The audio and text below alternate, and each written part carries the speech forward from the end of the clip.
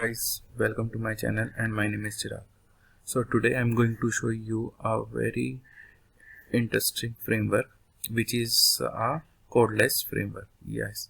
So all the industry are currently going or moving to a codeless automation. So this framework supports a codeless.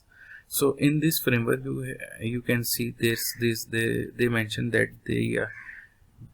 for low code or no code we can do a API testing. So you can if you do API testing, you will already know that there are a lot of code we have to write to validate our response.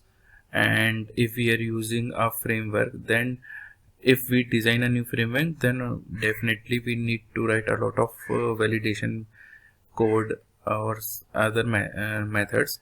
But if we are using a framework which already is developed, but we have to write all the classes, object, we have to call that methods, and we need some Java code knowledge or some language knowledge to automate the API.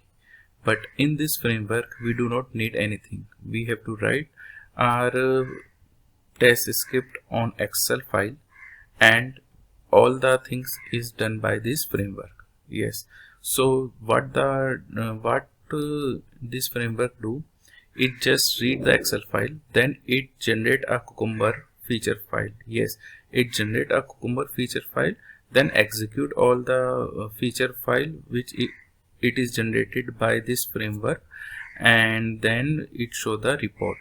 So for the BA, those manager who do not much know the coding, so they can understand a Cucumber feature file. So this framework also support a BDD. So what we have to do, we have to write our test script on the Excel, then automatically this framework read a Excel and automatically generate a feature files and then execute. So this is a new kind of framework which comes in the market, and I found this framework very useful as it is an open source. So I just mentioned this URL on the description, so you can go and see. So there are many other features in this framework. So if you are using a Postman, then you can use a postman.json collection.json file, and then the same thing will be done by this framework. So you can see they give a demo for the Postman collection. So we will do this in upcoming video. In this video I just show you what is this framework and how this framework perform API testing. So there is a use for API testing. We can use this framework for the API testing. We use this framework for contract testing. So you can know that contract testing is important in these days because we have to work in different API. So we have to see the contract between two different API, whether they are meeting their contract or not. So you can use this framework for the production checkout, and for the Agile, almost we are using Agile. So for the sprint and regression testing we can use this framework. So this is a very interesting and useful framework. So I thought I should make a video for this framework. So I am just creating a video for this. So you can see in this framework what we have to do. We have to just write a normal test case in Excel file. So what I am doing, so this is the some column which is a predefined. You easily understand what is the meaning of this column. So this is my first test script which I have written. So this is the first test script. In this test script, so in this test script what I'm doing, I'm just hitting this URL, and in this I'm just validating a contract testing, as they mentioned that they do support a contract testing. So I'm doing a contract testing and nothing else I'm doing here, right? So this is my test script which I have written. Now I will execute this test script and will show. So this is the way how we can execute. So you can see this is the first test script which I am executing. So there is nothing to do in this. I just add a list. I creating a array list and just add a test case name here, and I will run. So before running, I will show you. So this is the framework which I'm talking about here. Let me refresh it once, and you can see there is a nothing under a target. So there is a no feature file I have generated. I just have a Excel file, and now I am running this Excel. I'm running my test scripts. So I'm using a TestNG to run it, as it takes a few seconds to running the test cases, right?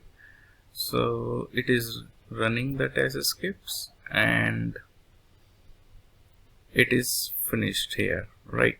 So let me again refresh our target.